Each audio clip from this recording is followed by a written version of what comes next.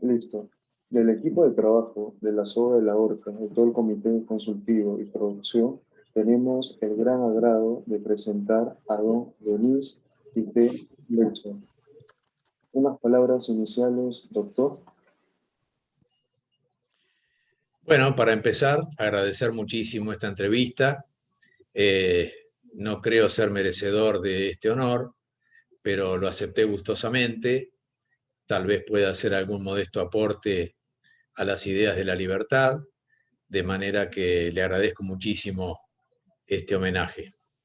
Nosotros tenemos a bien recordar que el doctor Denis Quité Fletcher es titular de uno de los estudios jurídicos más relevantes de toda la provincia de Buenos Aires y de Mar del Plata, como es el estudio jurídico Quité Fletcher y Asociados. Eh, para, para nosotros tenemos un concepto de liberalismo que puede aparecer de manera cotidiana en las conversaciones, debates sobre política, economía y, ¿por qué no?, sobre moral.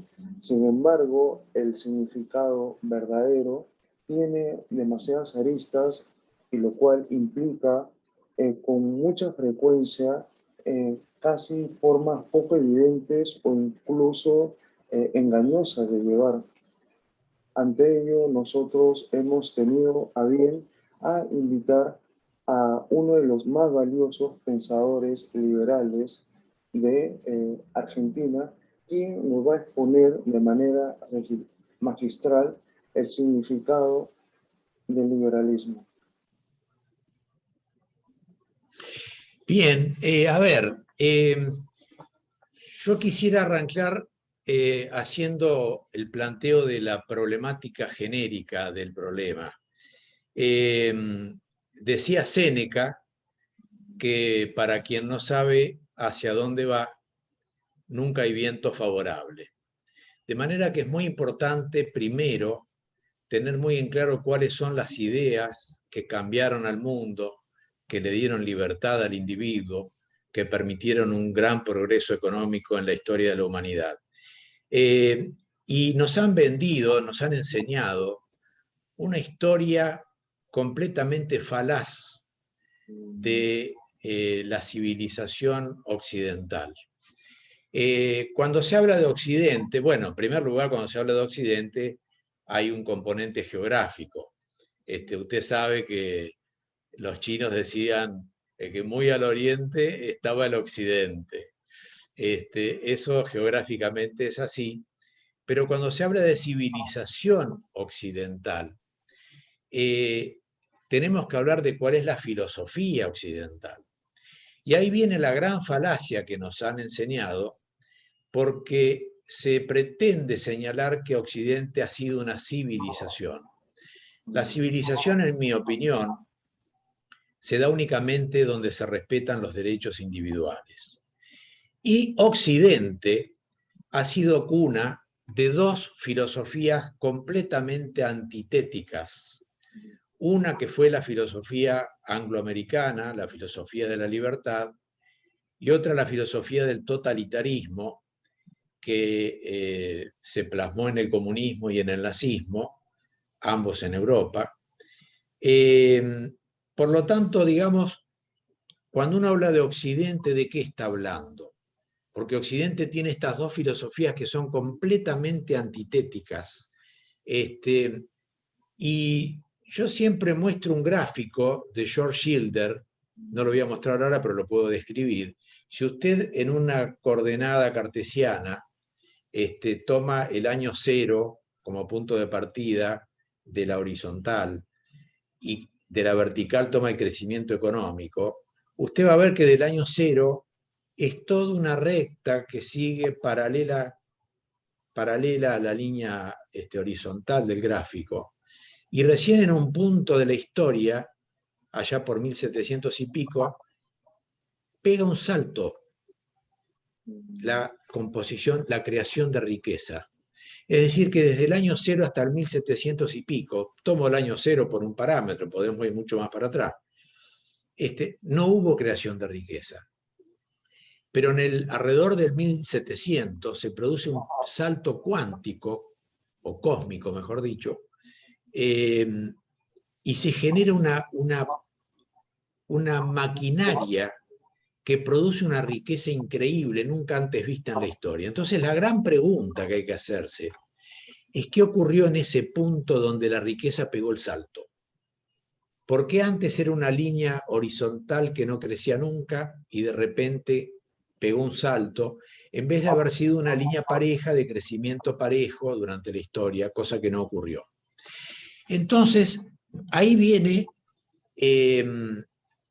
lo que ocurrió en la historia, que el propio Marx, en el Manifiesto Comunista, que acá lo tomé para no citarlo de memoria, sino leer la cita textual. El propio Marx, en el Manifiesto Comunista, dice respecto de esta curva de alto crecimiento exponencial, Marx dice así: la burguesía, con su dominio de clase que cuenta apenas con un siglo de existencia, ha creado fuerzas productivas más abundantes y más grandiosas que todas las generaciones pasadas juntas. Es decir, que hasta el propio Marx se dio cuenta de que algo había ocurrido. Lo que pasa es que Marx nunca llegó a darse cuenta de qué fue lo que generó esta riqueza. Y Marx no sé, es el que acuña el término capitalismo, pero precisamente para descalificar al sistema, porque él toma el capitalismo como la explotación del hombre por el hombre. Y no se dio cuenta que el capitalismo no es una entidad autónoma. El capitalismo es un tema económico y la economía es consecuencial al sistema filosófico y ético que impera en una determinada sociedad. Nos han enseñado, por ejemplo, que la fuente de la libertad fue la Revolución Francesa. De la Revolución Francesa nació el comunismo y nació el nazismo, de la mano de Rousseau. Y esta es una historia que nos han enseñado permanentemente, la Revolución Francesa como una historia de libertad. Yo les recuerdo que en la Revolución Francesa, cuando los panaderos aumentaban el pan, porque había inflación, los jacobinos pasaban a la guillotina, los panaderos, y con eso aumentaba más el pan todavía, dicho sea de paso, ¿no? Porque había menos panaderos para producir. Es decir, Europa empieza a cambiar no por la revolución industrial. La revolución industrial es una consecuencia de una revolución ideológica previa, y que no se da en la Revolución Francesa de 1789, se da 100 años antes, en una revolución que a nadie se nos enseña, que es la Revolución Gloriosa de Inglaterra de 1688, que la mayor parte de la gente no sabe ni que existió esta revolución. Porque a diferencia de la Revolución Francesa, fue una revolución incruenta, no volaron cabezas. Fue simplemente una revolución contra el rey, exigiendo el respeto de la mano de Locke de lo que se denominaron los derechos individuales. Y Locke, en su segundo tratado, fue el que describió cuáles eran los derechos individuales, partiendo de la idea de la falibilidad del hombre. Es decir, Locke toma al hombre tal cual es, no como quisiéramos que sea. Locke toma al hombre como Sancho Panza, no como un Don Quijote. Esta idea ya viene de la Biblia, del Viejo Testamento, aquello de que el justo peca 7 veces, o Cristo mismo cuando dijo: el que esté libre de pecado que arroje la primera piedra. Y Locke dijo, efectivamente, el hombre es falible, pero el que gobierna también es un hombre. Y hasta ese momento recordemos que imperaba el derecho divino de los reyes, donde los reyes eran infalibles, porque eran la representación de Dios en la tierra. Locke destruye todo ese sistema y dice: momento, los reyes también son hombres, por lo tanto son falibles, y como son falibles hay que poner un límite al poder.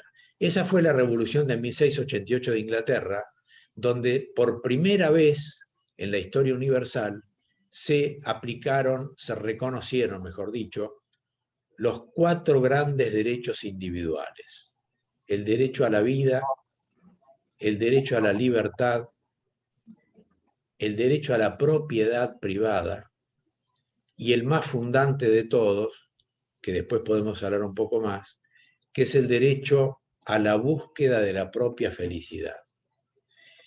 Este fue un límite fundamental en la historia de Occidente, de parte de Occidente, porque reitero, hay 2 Occidentes, pero el mundo hoy, en la actualidad, desconoce en gran medida este sistema e impera la demagogia, que ya la describió Aristóteles hace 2500 años, y la demagogia no es otra cosa que el socialismo.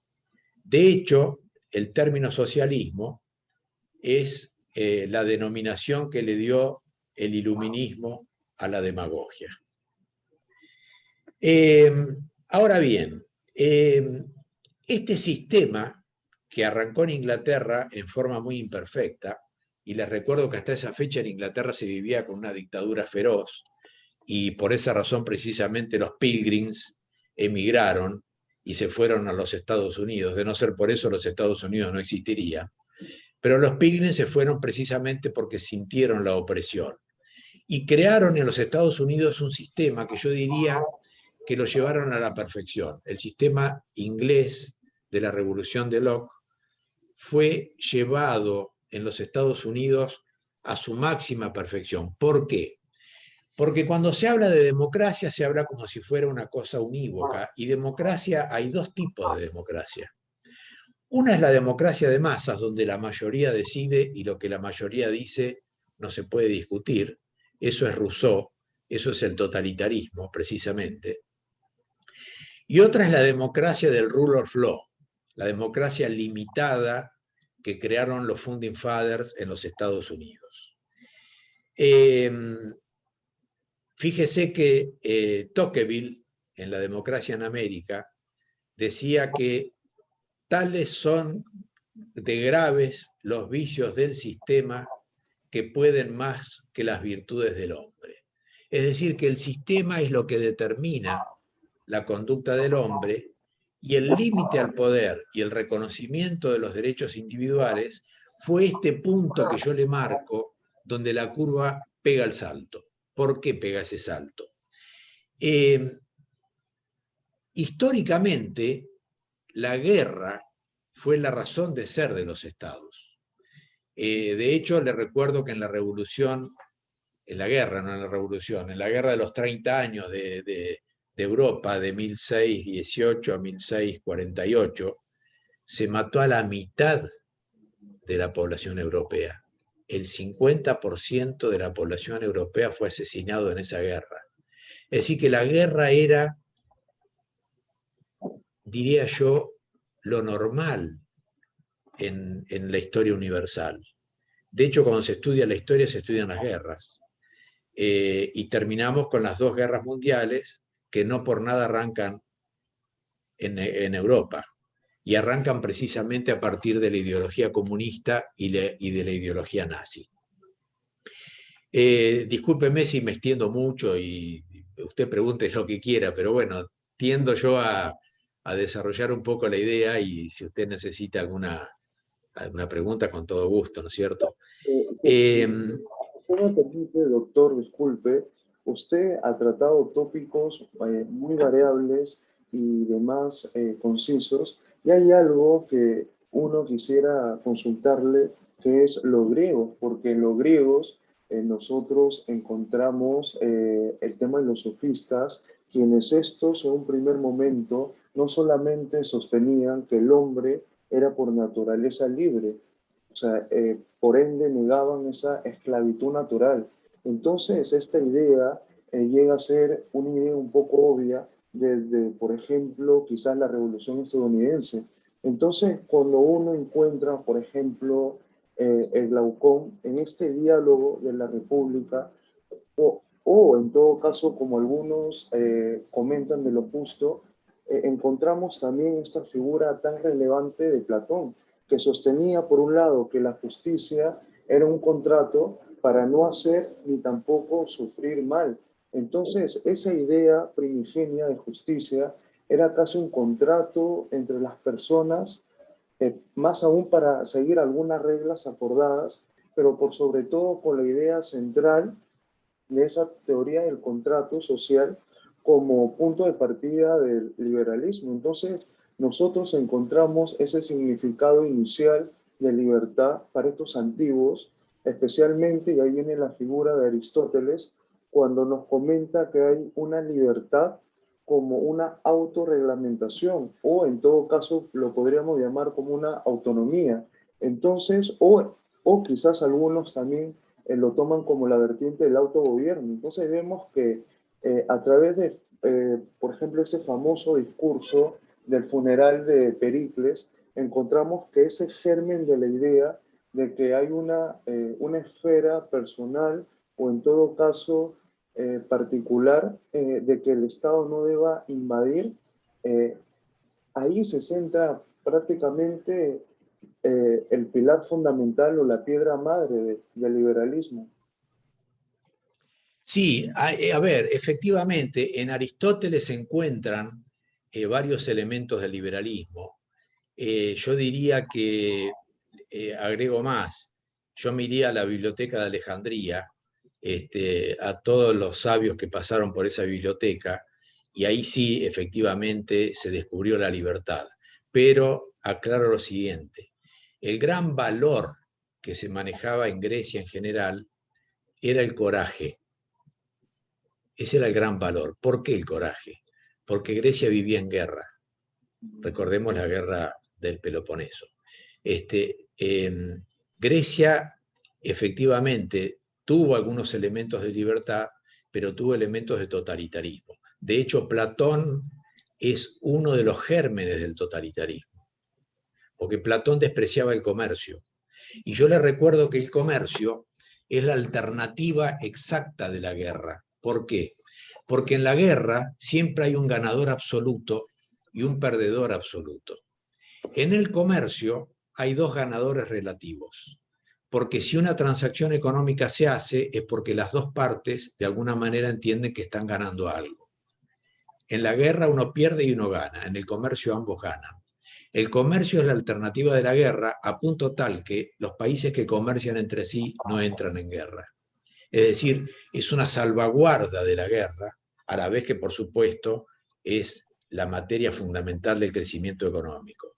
Pero Grecia tuvo como elemento primordial este valor del coraje, porque vanagloriaban la guerra, como de hecho lo hizo Platón. No Aristóteles. Aristóteles es otra vertiente en la que yo coincido con usted. En Aristóteles se encuentran elementos de la libertad.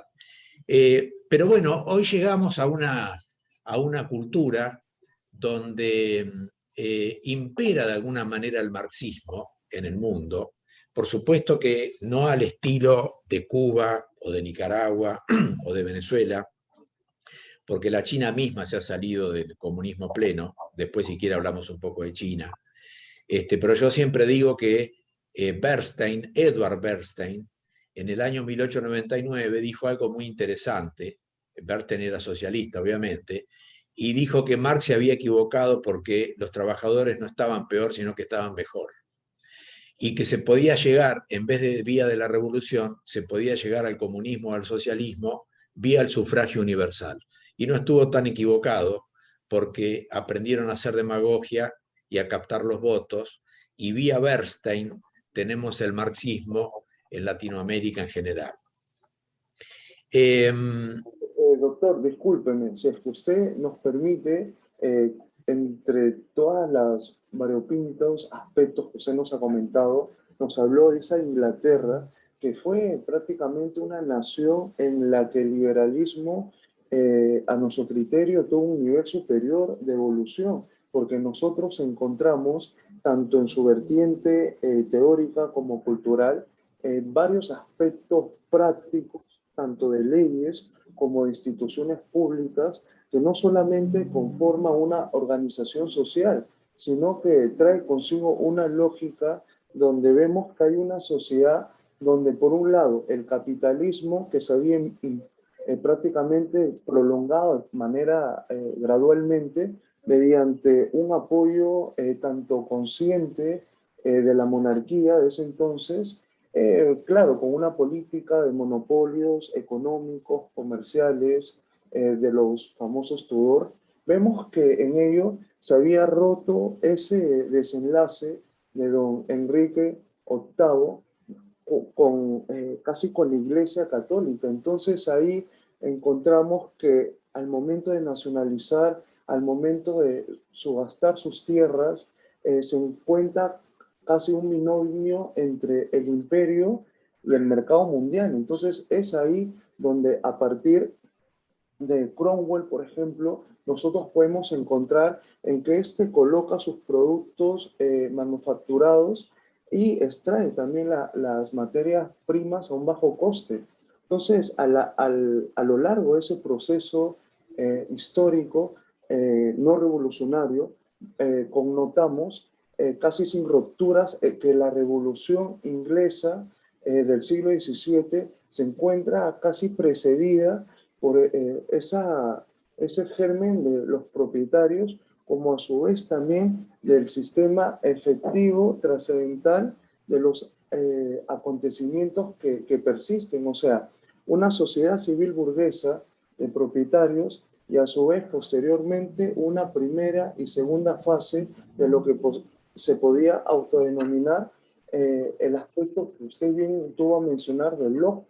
Y nosotros encontramos, por ejemplo, en Locke, que es uno de los más importantes para los liberales, que éste asegura los derechos morales que son de manera lógica anteriores a todo Estado. O sea, que el propósito, por un lado, del Estado es remediar los efectos del estado de naturaleza, como por otra parte, esa libertad personal que requiere los derechos de propiedad para todos, porque vemos por un lado que Locke, al igual que es contractual en cuanto a la justificación del Estado, pero la justificación del Estado como la fuente de la legítima del derecho, del Estado que descansa tanto en el consentimiento que se debe tener al gobernado y como por otro lado, ese cuota que concedía el objeto divino o natural,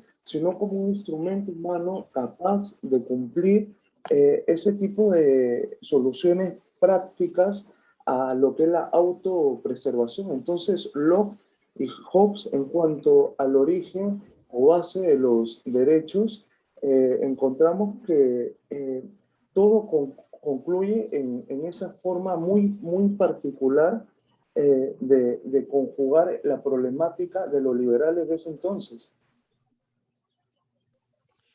Sí, a ver, está bien, pero le voy a agregar algo importante respecto de Inglaterra.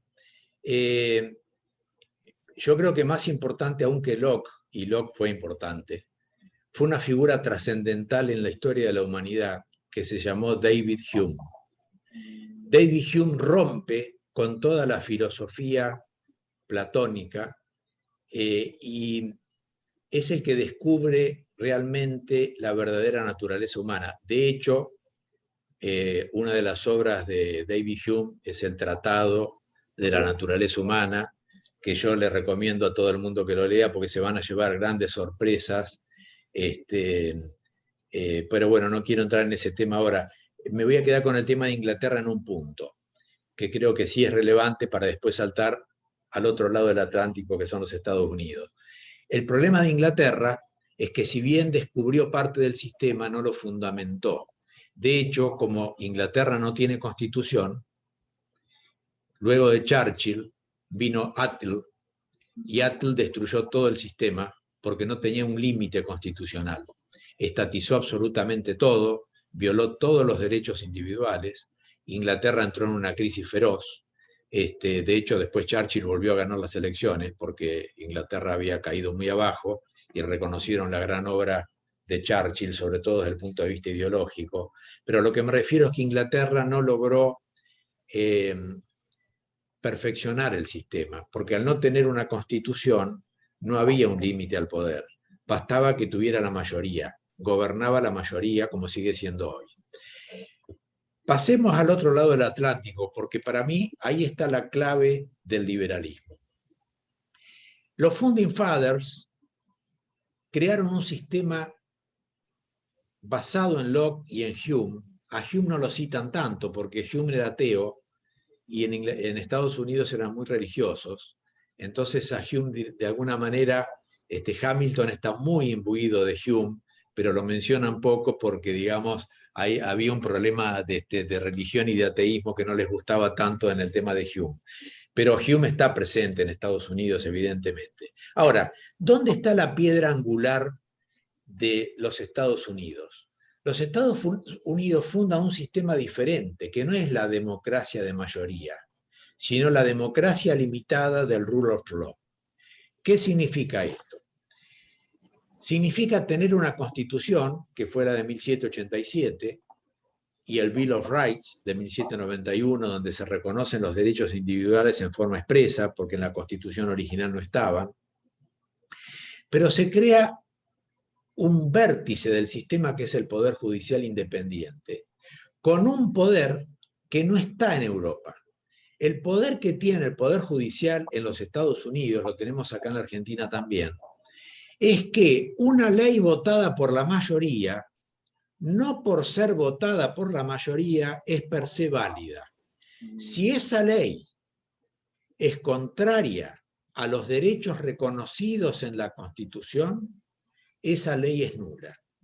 Y esto lo dice expresamente la carta, permítame que se lo voy a citar porque no me gusta hablar de memoria, pero esto está en la carta 78 del Federalista de Hamilton, que yo creo que es fundante, donde dice que las limitaciones de esta índole solo pueden mantenerse en la práctica a través de los tribunales de justicia, cuyo deber ha de ser el declarar nulos todos los actos contrarios al sentido evidente de la Constitución. Sin esto, todas las reservas que se hagan con respecto a determinados derechos o privilegios serán letra muerta. ¿Y esto qué significa? Significa que las mayorías no tienen derecho de violar los derechos. Hay unos derechos establecidos en la Constitución que por más que usted saque el 70% de los votos, esos derechos no los puede violar. Y hay un poder judicial que si usted dicta una ley contraria a la Constitución o un decreto contrario a la Constitución, hay un poder judicial con vértice en la Corte Suprema que va a declarar nulo ese acto, por más que haya sido dictado por la mayoría. ¿Por qué? Porque esto también es importante, y vuelvo a leer, discúlpenme la cita, pero yo no inventé nada. No quiere decir que el Poder Judicial esté por encima del Poder Legislativo o del Poder Ejecutivo, sino que significa esto que dice también en la Carta 78 Hamilton. Disculpe que lo leo, pero es muy cortito. Esta conclusión no supone de ningún modo la superioridad del Poder Judicial sobre el Legislativo. Solo significa que el poder del pueblo es superior a ambos y que donde la voluntad de la legislatura, declarada en sus leyes, se halla en oposición con la del pueblo, declarada en la Constitución, los jueces deberán gobernarse por la última, de preferencia las primeras. Deberán regular sus decisiones por las normas fundamentales antes que por las que no son. Es decir, ahí tenemos el descubrimiento del sistema que creó la gran riqueza de los Estados Unidos, porque yo le recuerdo a la gente que antes de 1787 los Estados Unidos no eran gran cosa, era un país absolutamente pobre. Pero a partir de que se crea el sistema, se garantiza la propiedad privada, se garantiza la propiedad y se garantiza sobre todo el derecho a la búsqueda de la propia felicidad, que implica que los intereses individuales no son per se contrarios al interés general y que cada una busca su felicidad a su manera, y eso es la base de la libertad. Al tener usted garantizado el derecho de propiedad y de libertad, usted se anima a producir, porque lo que produce va a ser para sí mismo y no se lo va a sacar el Estado como se hacía antes.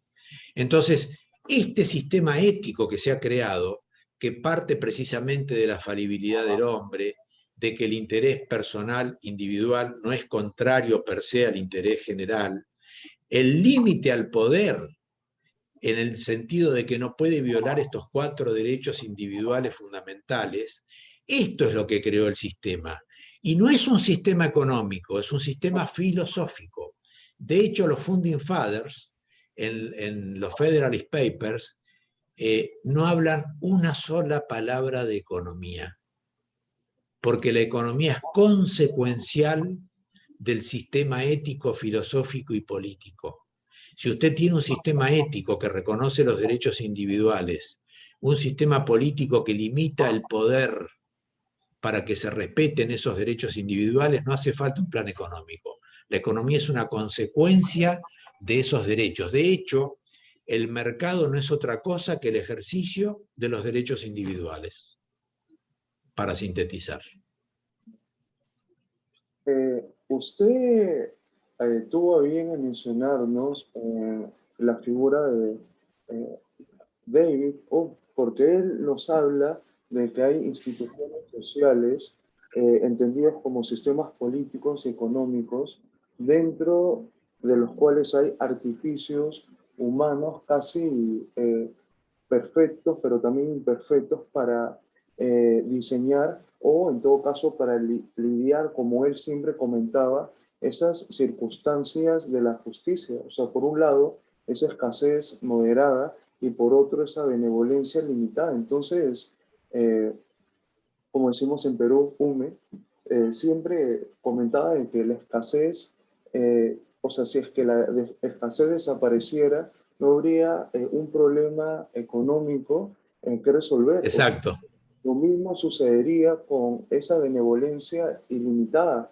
Por otra parte, si es que esta escasez fuera severa y a su vez esa benevolencia inexistente, la sociedad no podría existir. Entonces, o en pocas palabras, esa escasez moderada, pero por sobre todo esa benevolencia limitada, hace que el gobierno, tanto posible como a su vez un tanto necesario.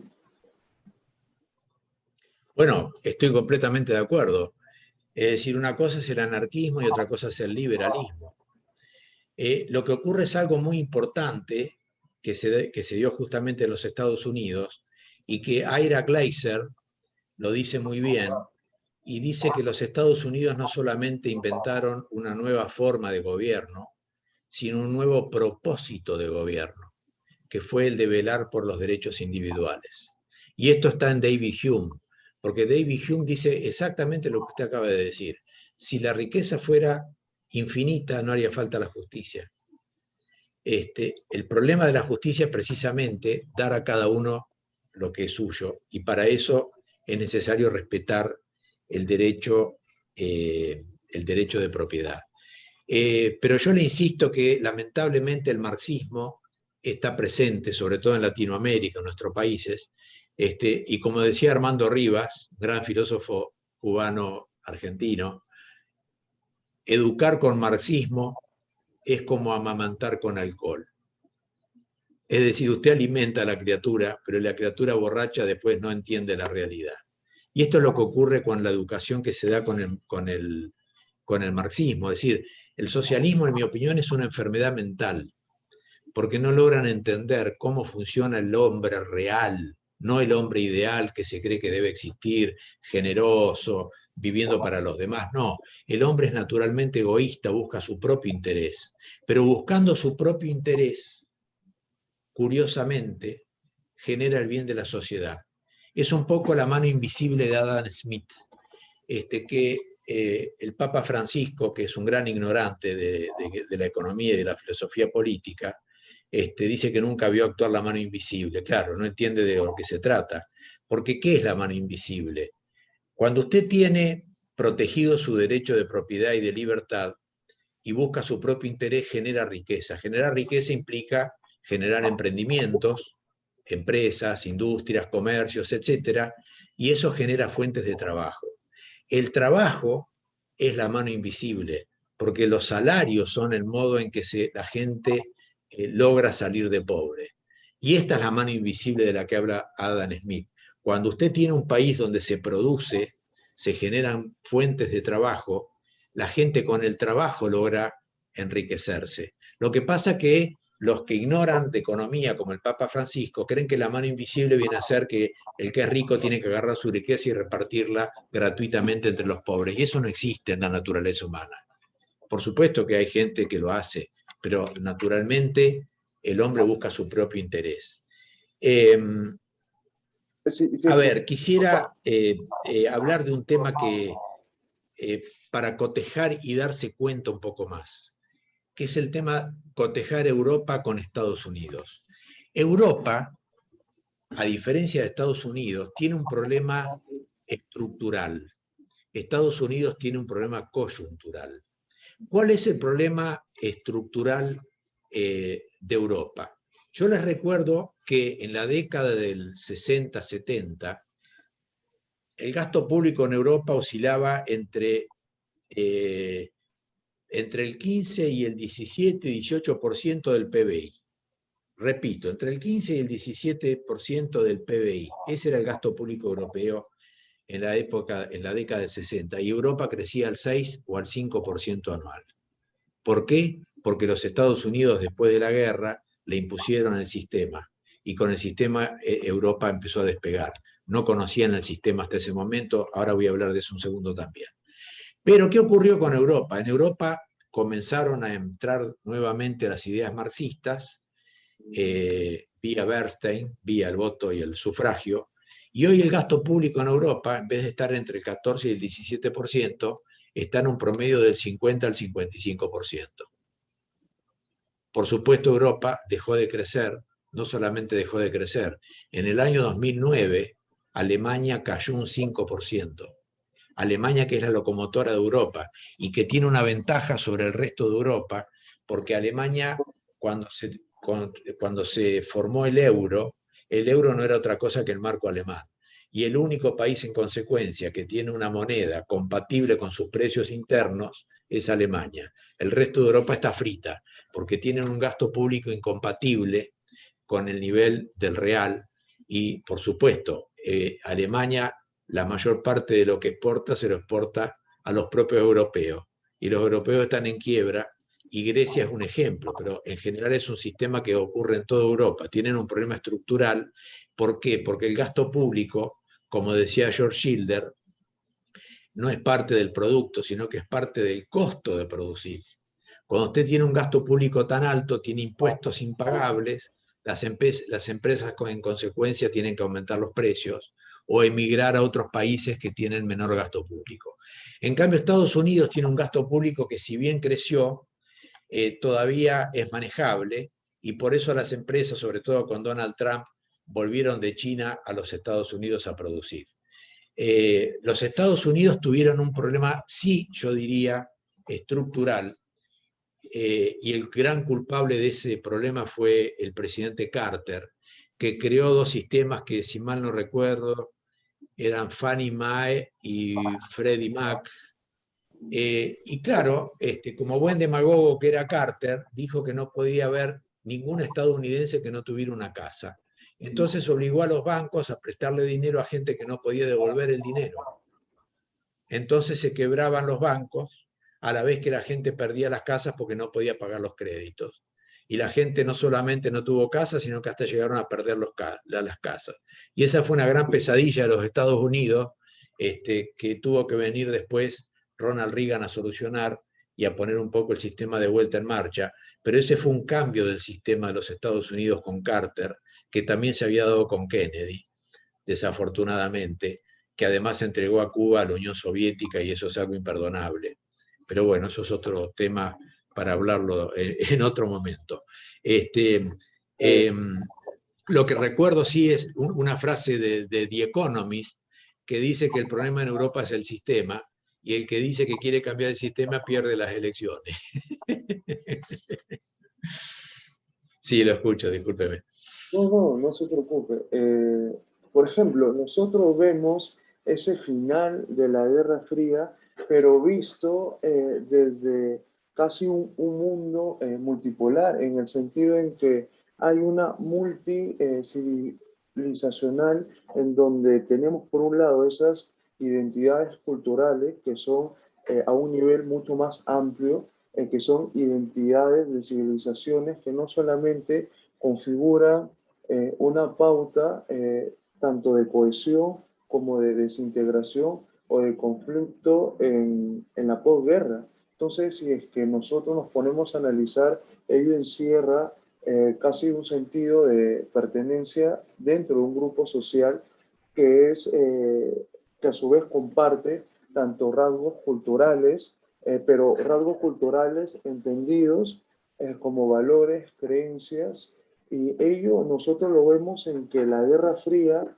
dividió tanto eh, al mundo, si valga la palabra, en tres sectores, el primero, el segundo y el tercero. Entonces, nosotros vemos que agrupar a países no en términos, sino en sistemas tanto políticos o económicos, o en todo caso en ese nivel de desarrollo económico puede resultar un desatino o no. O sea, ¿qué queremos decir con eso? De que hay una cultura, por ejemplo, de una ciudad al sur de Italia que puede ser totalmente diferente a la de una ciudad de Italia del norte, pero ambas tendrán en común una cultura italiana que la distingue, por ejemplo, qué sé yo, de las ciudades alemanes, o en todo caso esas comunidades europeas que comparten a su vez esos rasgos culturales, pero con diferencias tangibles entre comunidades árabes y chinas, o esas comunidades árabes y chinas de Occidente ya no son, sin embargo, ningún tipo de identidad cultural mucho más amplia. Sí, yo quisiera hacer ahí, sobre lo que usted dice, una acotación. Yo creo que lo importante no es la cultura, sino la ideología. Y el ejemplo clave lo tiene usted en Alemania. Cuando se construyó el desgraciado muro de Berlín, y Berlín quedó dividida en dos, mejor dicho, Alemania quedó dividida en dos, usted tenía de los dos lados al mismo pueblo, la misma cultura, la misma genética. Sin embargo, con el correr de los años, Alemania Oriental pasó a ser un país absolutamente pobre, sin libertad, totalmente abrumado por el despotismo, y del lado occidental usted tiene la Alemania que conocemos, que es la locomotora de Europa.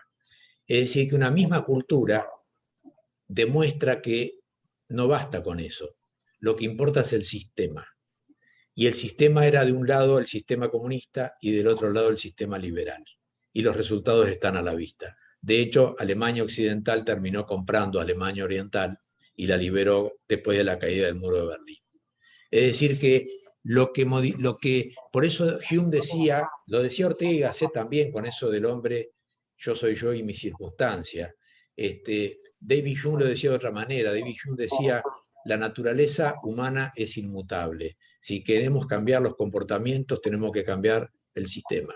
Es decir, la conducta humana se acomoda al sistema. De hecho, fíjese que Japón, que tiene una cultura oriental completamente distinta de los Estados Unidos, después que perdió la guerra y que los Estados Unidos con el Plan Marshall, que más que una ayuda económica fue la imposición del sistema del rule of law, Japón pasó a ser otra potencia mundial, con una cultura completamente distinta. ¿Por qué? Porque tenían el sistema liberal. Estos son hechos históricos que la verdad que yo no entiendo cómo hay gente que todavía no lo percibe, no se da cuenta. Pero el problema que tenemos es que cuando usted tiene un Estado, un gobierno socialista que reparte, yo le recuerdo que para repartir, el derecho de repartir implica el derecho de quitar. El derecho de quitar es violar la propiedad privada. Cuando se viola la propiedad privada se ahuyentan las inversiones, cuando se van las inversiones aumenta la pobreza. Es decir, que el socialismo no es otra cosa que creación de pobreza y de opresión, a diferencia de la libertad que se da únicamente en el sistema que no crearon, pero perfeccionaron los Estados Unidos de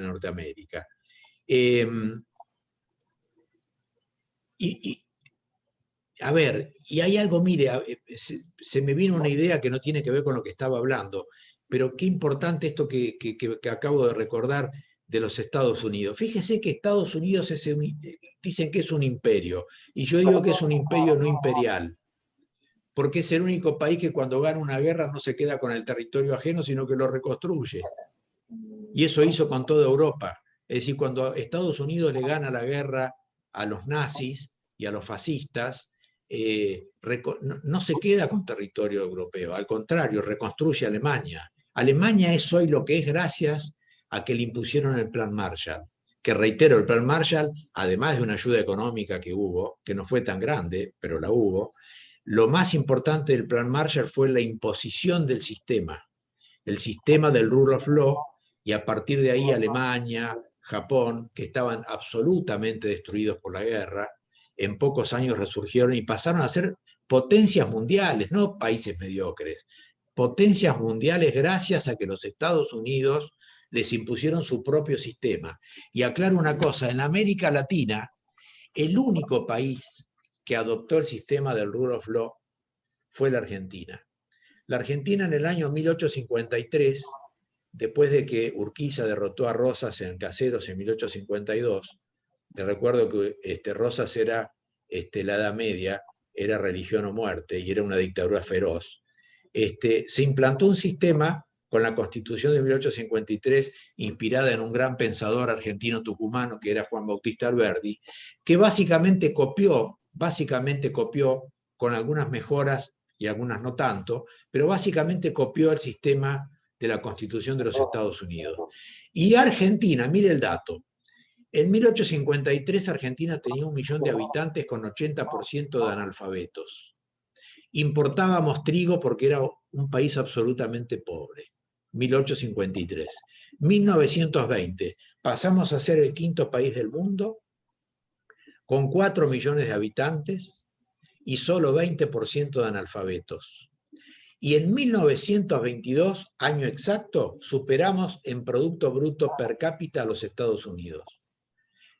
¿Cambió la cultura? No, la cultura era inclusive católica y gallega, no era anglosajona y protestante. Pero al imponerse el sistema, la conducta humana se acomodó a ese sistema y se empezó a crear un nivel de riqueza nunca conocido en la historia. Después, desafortunadamente, vino acá en la Argentina las ideas del nacionalismo católico, que lo trajeron a Perón al poder, y después las ideas socialistas, que trajeron al actual gobierno kirchnerista al poder, y eso se están destruyendo. Perón destruyó el sistema, definitivamente. Algunos rasgos quedan del sistema, afortunadamente, porque todavía tenemos un poder judicial con una corte que de vez en cuando es independiente y anula alguna ley inconstitucional. Pero a lo que voy es que la Argentina, cuando adoptó el sistema, fue un milagro de la historia. Y cuando abandonó el sistema, entró en la decadencia en la que estamos ahora. Es decir, que evidentemente lo que determina el nivel de vida de la población y del individuo no es la cultura, sino que es el sistema.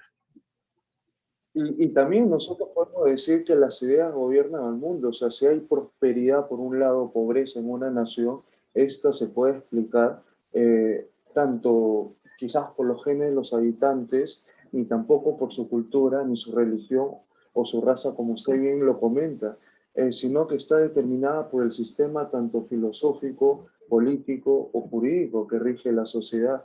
Entonces nosotros encontramos que es un peligro dentro de la conducción de las políticas económicas, sobre todo en la Argentina, que como usted bien nos menciona, fue el único país que alcanzó ese ingreso per cápita más alto del mundo, casi a principios del siglo XX, pero que como usted también tuvo a bien comentarnos, retrocede esa condición de país de desarrollo y ahorita se puede decir que se vive un bucle recesivo de crisis eterna. Entonces, cuando nosotros vemos el lado del peronismo, casi del 40 y tantos al 56, 55, vemos que ahí se utiliza esos métodos contraproducentes de gestión económica que no solamente significaron que el progreso no podía sostenerse, sino lo que es aún peor, que esa alta protección que se crea mermando una industria que ya de por sí era poco competitiva, a su vez trajo que esos impuestos excesivos que también hubo a los agricultores lo convierten casi en uno de los eh, menores exportadores de granos. Entonces esas regulaciones vemos que no solamente inhibieron a la empresa privada, sino también esa imprudencia fiscal, pero por sobre todo ese afán desmedido de nacionalizar las industrias de manera indiscriminada, agotaron la capacidad de crecimiento del país. Entonces, después del peronismo uno encuentra que el regreso para la Argentina de la democracia no fue fácil, porque hubo esa austeridad fiscal, ese desmantelamiento que se intentó del sector público, pero ya con un debilitamiento de los derechos laborales y sobre todo del sector financiero atroz. Entonces, cuando se intentó aperturar el capital extranjero casi limitado, vimos que la liberación por ese lado de las importaciones se convirtió casi en un sinónimo de gestión económica plausible. Sí, coincido totalmente con lo que acaba de decir. Pero precisamente con Perón se dio el problema de que ya no había límite al poder, a pesar de que había una constitución. Perón la cambió inconstitucionalmente, porque después se anuló esa reforma, pero llegó a crear una constitución completamente fascista, copiada de la Carta del Labor de Mussolini. A ver, el problema es ese, digamos, es el sistema. Decía James Bovard, dice, la democracia debe ser algo más que dos lobos y una oveja votando qué se debe comer. Y lo decía Madison en la Carta 51 del Federalista, también hablando de la falibilidad del hombre y de por qué había que poner estos límites que usted marca. Él, lo puedo leer porque lo tengo, pero más o menos para no cansarlos, decía, si los hombres fueran ángeles, no haría falta un gobierno. Si los que gobernaran fueran ángeles, no haría falta un límite al poder.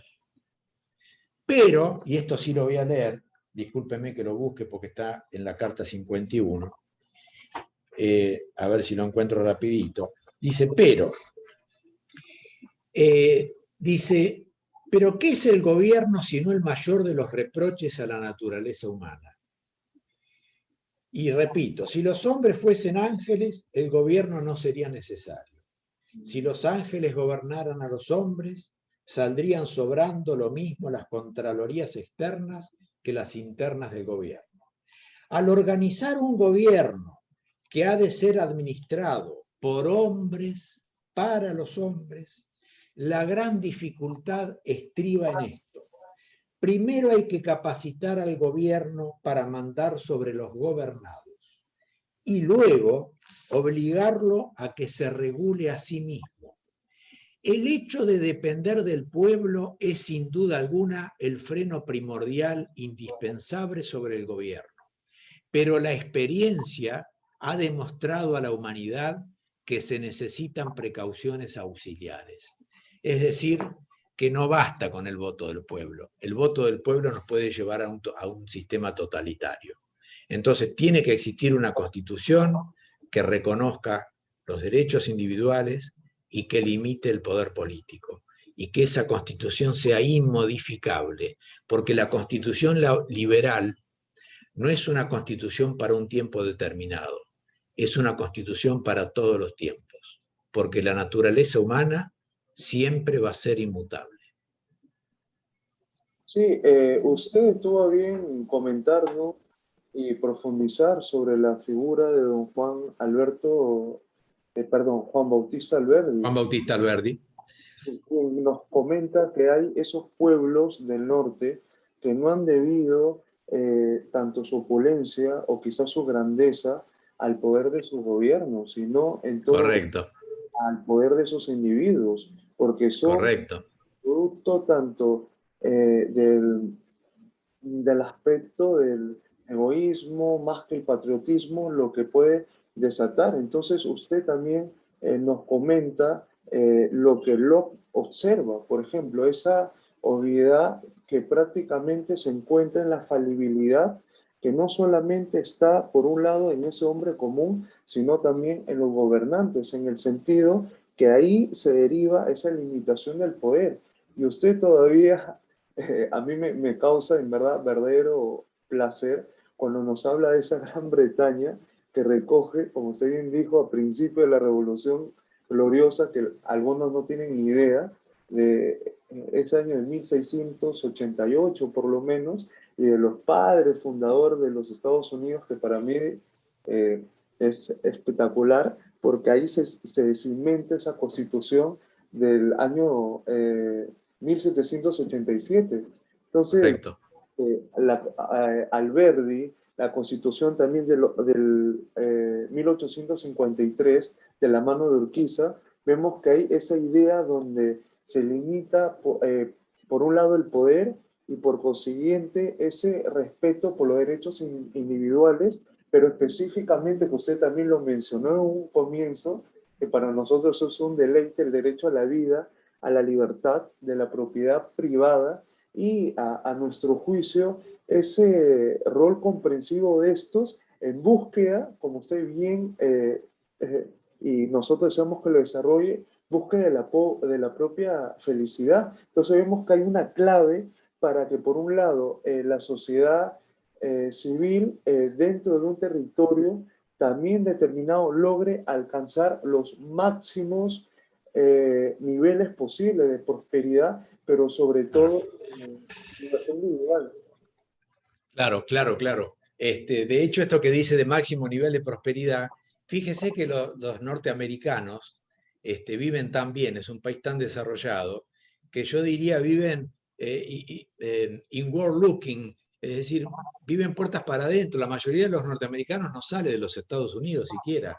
Es un universo en sí mismo, porque tienen un bienestar tan grande y es un país tan maravilloso, que los norteamericanos en general no salen de los Estados Unidos, viven puertas para adentro. Sin embargo, salen al mundo a salvarnos del nazismo y del comunismo, porque yo siempre le digo a las personas que son antiamericanas, porque ser antiamericano es una condición para llegar al poder en Latinoamérica, eh, les digo que de no ser por los norteamericanos, hoy estaríamos hablando alemán o ruso. Esta es la realidad. Y hay un tema importante que me gustaría para terminar, y es decir que a la izquierda no hay que combatirla hablando de economía, porque la economía es una consecuencia. Como decía Thomas Sowell, la izquierda se apoderó del monopolio de la ética. Y cuando usted está en desacuerdo con la izquierda, no solamente está equivocado, sino que es un pecador. Entonces a la izquierda hay que combatirla desde la ética. Es decir, ¿cuál es la ética de que lo que yo produzco con mi esfuerzo me lo tengan que sacar para dárselo a otro? ¿Dónde está la ética de eso? Y no se dan cuenta que además de perjudicarme a mí, se perjudica a toda la sociedad porque yo me voy del país y me voy a producir a otro lado. Entonces se genera pobreza. La izquierda y la pobreza van de la mano. Y la izquierda, en el fondo, no busca el bienestar a través de la igualdad. Lo que está buscando es poder obtener el poder político absoluto. Porque si hay un método eficaz para que el gobernante tirano tenga el poder político absoluto, es virar hacia la izquierda. Cuanto más a la izquierda se va un país, más poder tiene el político. Ahí tiene a Fidel Castro, que arrancó en el año 59 y se murió en el poder 60 años después. Y sigue todavía en el poder. Y la Unión Soviética desde el 17 hasta la caída del muro de Berlín, 70 años en el poder. Bueno, y mil ejemplos como Pol Pot y como Ho Chi Minh y como, bueno, varios ejemplos que están en el mundo, ni hablar de Corea del Norte hoy. Yo para terminar, si le parece bien, eh, eh, quisiera tocar el tema de China un segundo solamente, porque fíjese que China, cultura oriental, sin embargo, China, cuando se olvidan de Confucio y lo adoptan a Mao, en el fondo adoptaron a Marx, porque Mao Zedong tomó las ideas de Marx. Entonces usted ahí ve que China, que es un país oriental, tomó ideas de Occidente, de Alemania, porque Alemania fue donde nació Marx y donde hizo toda su filosofía. Entonces fíjese que en Oriente también hay parte de Occidente. Recién ahora, ahora no, ya hace desde el año 90 prácticamente, eh, empezaron lentamente a abandonar el sistema y si bien es un sistema autoritario, dejó de ser un sistema comunista porque el Partido Comunista declaró inviolable la propiedad privada, algo impensable para Karl Marx, algo impensable para Mao Zedong, y curiosamente un país de 1.300 millones de pobres, desde que garantizaron la propiedad privada, hoy pasaron a ser también una potencia mundial. Mire qué casualidad, el respeto por un derecho individual. Si usted me lo permite, hay un aspecto vital que para la mayoría es solamente un panfleto, como es un manifiesto comunista, allá por los albores del siglo XIX, donde vemos que ellos tratan sobre esa abolición de la propiedad privada y que ya había sido en varias ocasiones planteadas previamente, tanto Marx como Engels consideraron, tanto también quizás Moro o Rousseau, el tema de que todo ello se presenta bajo una forma de más empírica y supuestamente científica, porque vemos que sin lugar a dudas esto de acá tiene una táctica discursiva, como cuando ellos dicen que la ciencia es verdadera, si una ideología se presenta como ciencia, o cuando también ellos nos promulgan de que esta tiene más posibilidades de convencer y de ganar adeptos, y eso es lo que complica a todos los países de la región. O sabemos que hay un rasgo utópico de algunas afirmaciones, tanto de Marx como de Engels, en el manifiesto, donde ellos mencionan claramente a los llamados socialistas utópicos. O sea, Saint-Simon o Owen precisamente, ahí empieza esa clarificación entre lo que es ese pensamiento que otorga un nivel autoexcesivo de valor de estas ciencias casi empíricas, inexactas, y con estos planteamientos improbos de clases sociales donde no están bien definidas ni tanto la propiedad y menos aún la economía de manera pormenorizada, como sí lo podemos ver en otros tipos de sistemas políticos. Sí, coincido. Digamos, el punto central de este sistema que usted describe es que parten del racionalismo, no de la ciencia. El racionalismo es lo contrario de la ciencia. El racionalismo es la creación pura de la razón. Se llega a una conclusión solamente razonando, pero no contrastando el razonamiento con la realidad. Y eso es la ciencia. La ciencia requiere experimento, reiteración de experimento, cotejo con la realidad, prueba empírica. Y cuando se habla de socialismo científico es una contradicción en los términos, porque el socialismo es exactamente lo contrario a lo que ocurre en la realidad de la naturaleza humana. Es decir, que parten de una naturaleza humana falsa, por lo tanto no se puede hablar de ciencia, porque la ciencia es corroborar en los hechos empíricamente el experimento. Y le reitero, ahí tiene el experimento de Alemania, de un lado y del otro. Ese es un experimento que se puede tomar científicamente, porque está contrastado en hechos. Marx, Engels, Hegel, Kant también en alguna medida, que se lo toma por liberal y no fue liberal, se hizo liberal al final en La Paz Perpetua, pero en los primeros escritos tiene claramente tendencia al totalitarismo. Bueno, han sido racionalistas. El racionalismo, que nació con el iluminismo en parte, fue uno de los cánceres de la humanidad. De hecho, el comunismo nace del racionalismo y el nazismo también. En cambio, el liberalismo nace del estudio de la realidad humana tal cual es, de la verdadera naturaleza humana.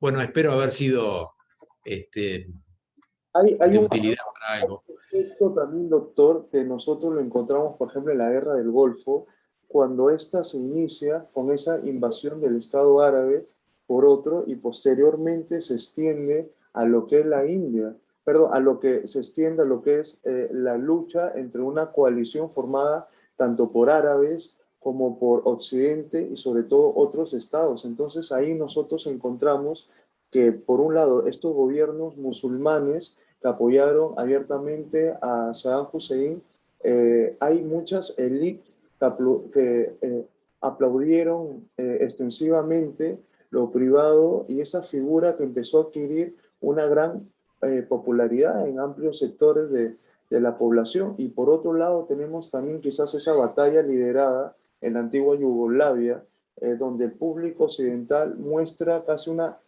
simpatía, pero pues sobre todo un apoyo a esos musulmanes bosnios y condena también esos horrores sufridos de la mano de los serbios. Sí, sí, estoy de acuerdo. Eso es así históricamente. Pero le recuerdo que lamentablemente no quisiera entrar en un tema religioso para no herir susceptibilidades, pero la religión musulmana es una religión de muerte. Y yo de esto podría hablar en otra entrevista porque es para hablarlo muy largo, pero una cosa es el Mahoma de Medina, de la Meca, y otra cosa es el Mahoma de Medina, donde dice que hay que matar al infiel. Y eso, el que practica el verdadero musulmanismo, el verdadero, que es el último de Mahoma, necesariamente se transforma en terrorista. Ese es un tema para hablarlo en otra oportunidad, porque bueno, hoy el tema era el liberalismo. Ejemplo, maestro, cuando muchos comentan sobre el individualismo extremo, que es contrario al bien común, nosotros los liberales entendemos esa necesidad de la cooperación para lograr nuestros objetivos personales. Por ejemplo, muchos comentan de que los individuos en realidad nunca pueden ser, por un lado, autosuficientes, precisamente por la razón en la cual debemos tener reglas para hacer que esta cooperación sea posible. O sea, vemos que hay un Estado que hace cumplir las reglas y que hay un riesgo determinado que, donde vemos que hay reglas demasiado extensas y por otro lado, estas reglas extensas produzcan no un bien común, sino simplemente una mera fachada para lo que puede representar un sistema de favores especiales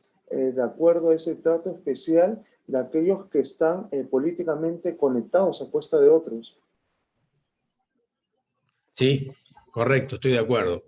Efectivamente es así. A ver, ¿qué puedo decir sobre eso?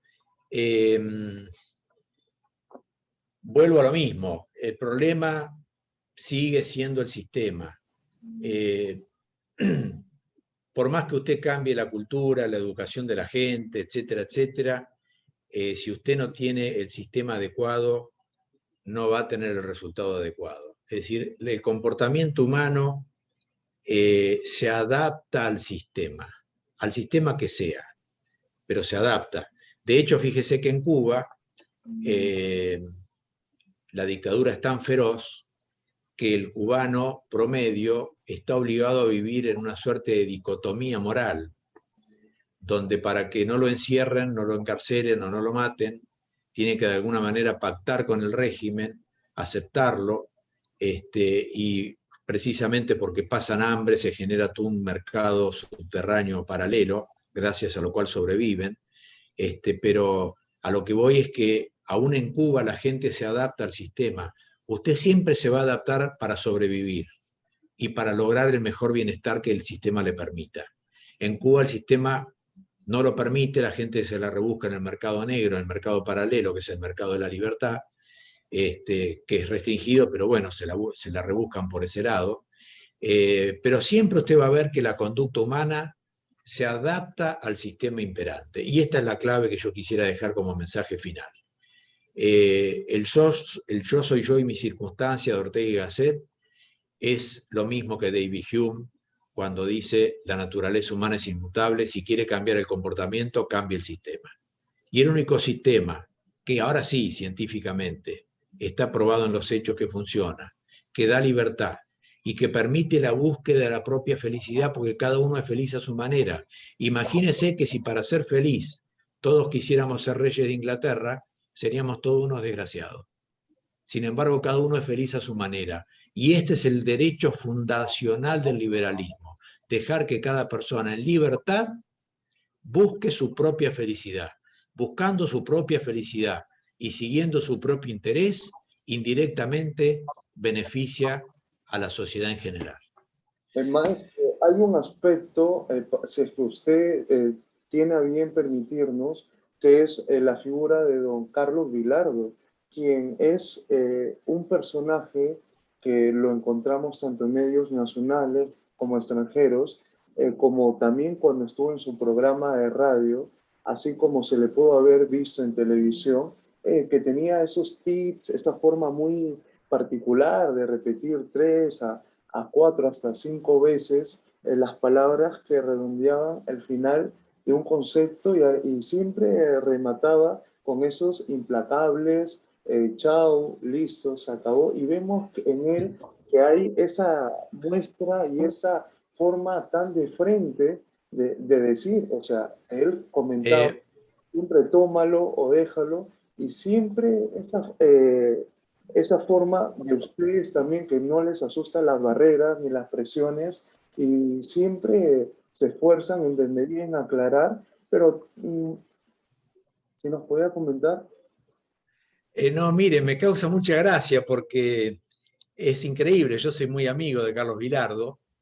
En el año 2000 fundamos un partido político con Carlos Vilardo, lo fundamos en varias provincias de la Argentina y por eso fuimos reconocidos como Partido Nacional, se llamaba Partido de la Unidad. El candidato a presidente era él y yo era candidato a vicepresidente, que no sé por qué me honró Carlos con ese acompañamiento. Pero bueno, qué casualidad, pues yo lo conozco mucho a Carlos, lo conozco, soy amigo, imagínese. Es más, en el último libro que él escribió cuando estaba bien, me menciona y cuenta la historia que tuvimos juntos, así que eh, me asombra esta pregunta que me hace de Carlos Vilardo porque es increíble. Yo he tenido una larga historia con él. Él tiene un espíritu liberal y yo en el partido político que fundé con él lo hice porque siempre entendí que en Latinoamérica para ganar una elección había que tener un candidato popular. Y Carlos reunía la popularidad con la idea liberal. Por supuesto que había que acompañarlo y ayudarlo mucho, pero tuvimos mucho éxito cuando viajábamos por el interior de la Argentina, se llenaban los salones, más que nada por verlo a Carlos Vilardo por el fútbol. Pero bueno, nosotros íbamos a hacer política. Yo creo que de no haber sido porque tuvimos problemas económicos que nos impidieron seguir adelante porque hacer política es muy caro, yo creo que Carlos hubiera tenido una elección, no sé si hubiéramos ganado, pero hubiéramos hecho bastante fuerza en la Argentina porque es un personaje, digamos así, muy querido, es un líder nato y sobre todo es una persona muy decente, y afortunadamente comulga con las ideas de la libertad. Así que bueno, vaya un homenaje para Carlos Vilardo en este programa. Hay Yo lo tengo que dejar porque me está esperando otra entrevista en este momento, unas, así que le tengo que pedir. unas palabras finales y lo último, hay elecciones en Perú, elecciones donde hay un personaje nefasto, maoísta, leninista, maoísta como Castillo, un hombre que promulga con el castrochavismo. ¿Qué decirle al pueblo peruano? ¿Qué mensaje su figura le puede dejar a los foros liberales, a los estudiantes por la libertad, tanto que se unan anarcocapitalistas, minarquistas, paleolibertarios, conservadores y de todo más? Bueno, mire, disculpe porque es una intromisión en otro país, pero voy a dar una opinión porque usted me la pide. Creo que en este momento no hay ninguna duda de que hay que votar por el mal menor, que es Keiko Fujimori, porque con Keiko por lo menos la libertad va a estar garantizada. En cambio, con el otro candidato van a ir directo a Cuba y a Venezuela. Es decir, esta es una elección crucial para el Perú. Los liberales no tienen que tener la menor duda y tienen que tener el coraje y de última taparse la nariz y tomar aceite de ricino, pero la tienen que votar a Keiko Fujimori, que no es liberal, pero por lo menos va a garantizar libertad. En cambio, el otro candidato los va a llevar directo a Venezuela. Esto se lo digo porque está grabado, y si gana ese candidato, con el correr del tiempo va a ver que me van a dar la razón. Le agradezco muchísimo, muchísimo la entrevista. Agradecido con su gentileza, apertura y cariño para con nosotros, y con su permiso, maestro. Agradecido. No, el agradecido soy yo, y me ha honrado mucho con la entrevista que creo no haber merecido. Así que un gran abrazo, y un gran abrazo para todos los peruanos, y sobre todo para los liberales peruanos que son, que comulgan con las ideas de la libertad. Así que muchas gracias por la entrevista. Agradecido.